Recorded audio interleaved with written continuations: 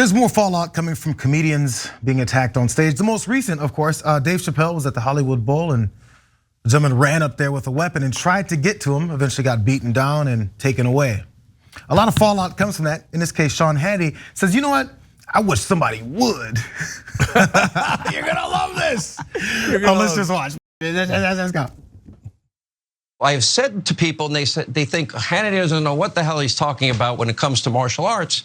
At close range, if I'm dealing with a gun that is pointed at me right here, where I can go like this and strip it, literally break the guy's finger, strip the gun, step back, tap, rack, and do 4/3, I'd rather do that. If somebody points it at my forehead, okay, I'll duck, I'll push it up, I'll jam it back, break his finger, and jam it into them. Then I'll strip it, step back, tap it, rack it, and I'll do 4/3 there. Same if I put a gun at my back, I'll get the gun offline, fight the man, strip the gun, break his finger, step back, tap, rack, 4/3. That's something we do regularly.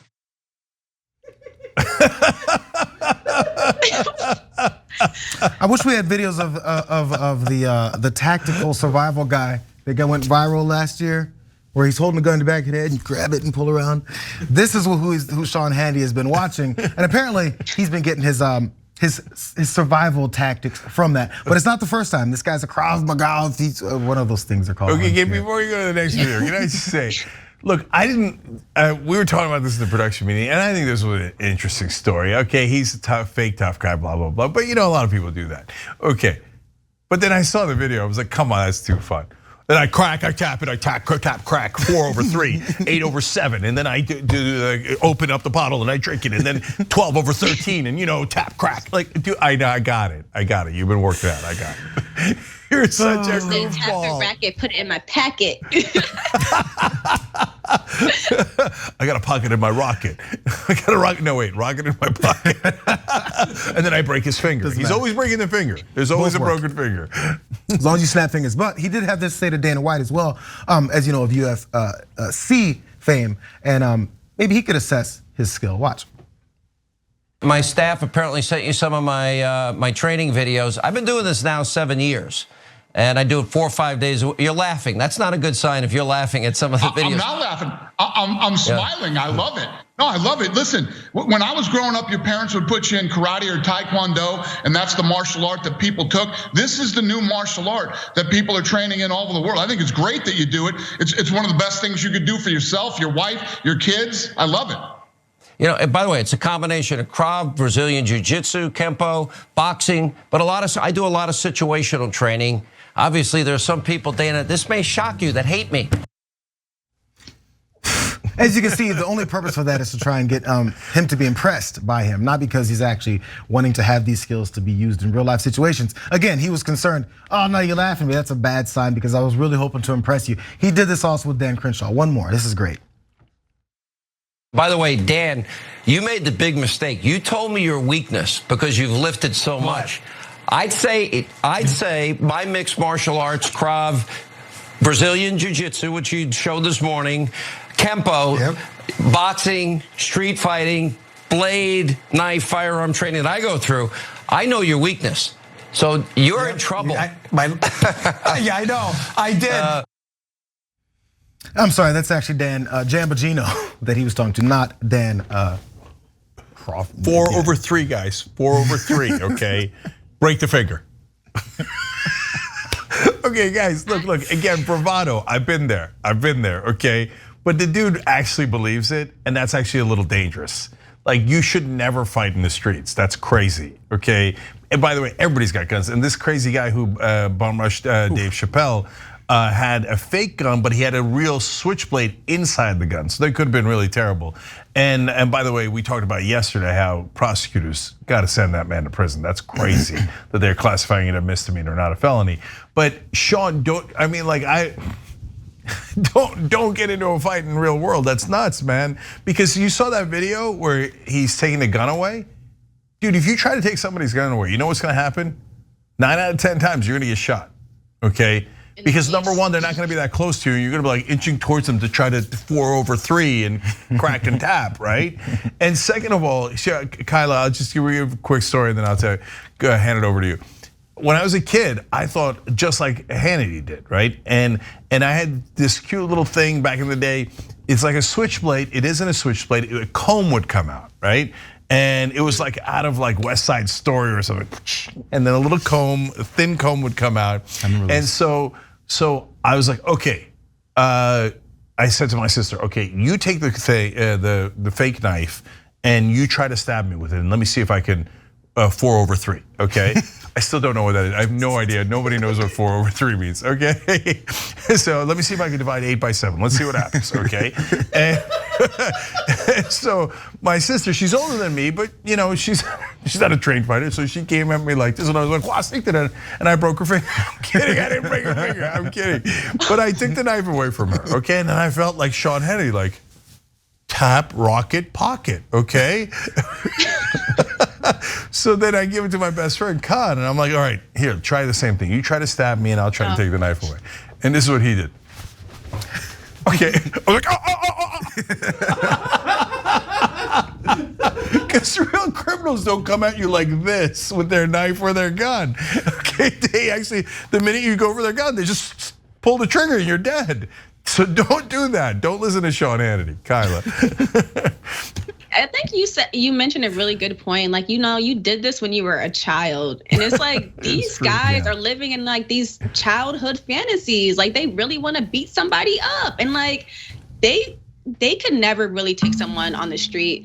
JR, you made a really good comparison earlier. He reminds me of that guy named Dale Brown. He's like that Detroit guy who's like always like, this is how you take a gun, cha cha cha. Like when I saw that the Deshaun clip, I immediately thought of this man because you look like a freaking joke. You look like a joke. Like, come on, man.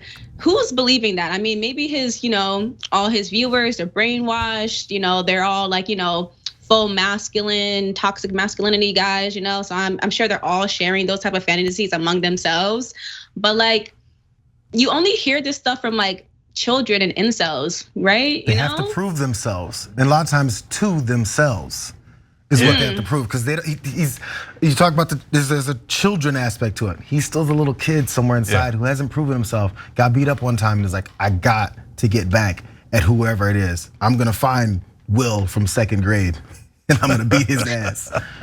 Okay, so look, I've done this rhetorically a couple of times just to show that it's false bravado, right?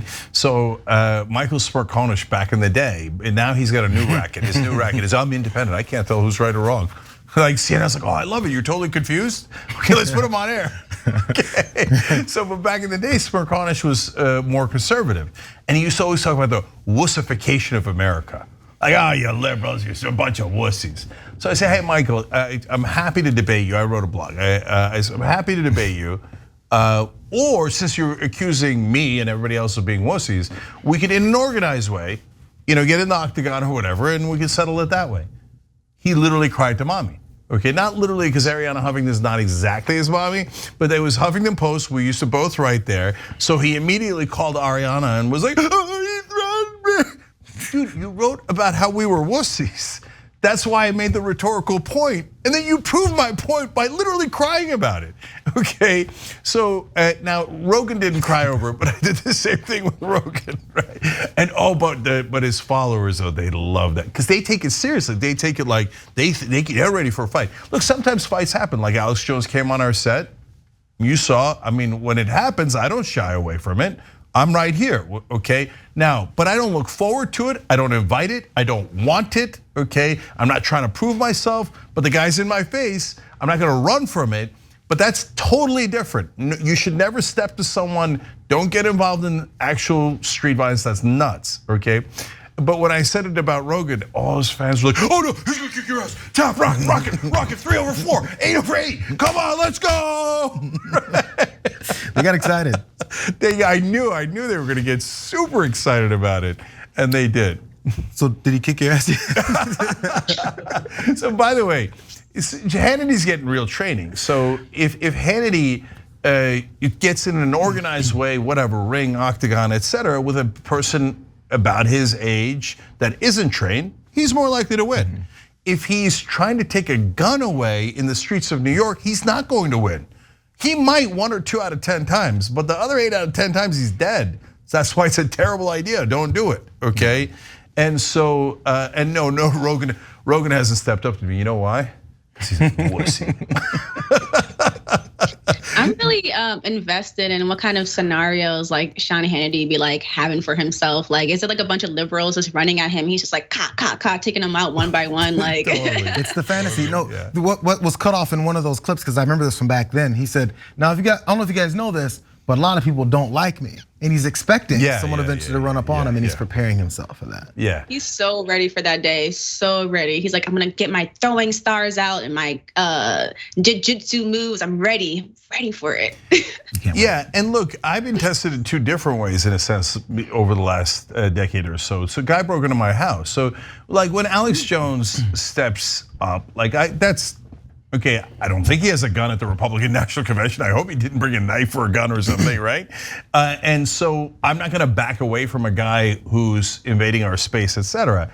But then there's the real world. Like in the real world, somebody broke into my house. You know what you do? You call the police. And so I didn't go and be like, oh, okay, I'm gonna tap and rock and break his finger. The dude's nuts, and I don't know if he's got a weapon or not. I protected my family, and guess what happened? The cops came, and they tackled him and arrested him.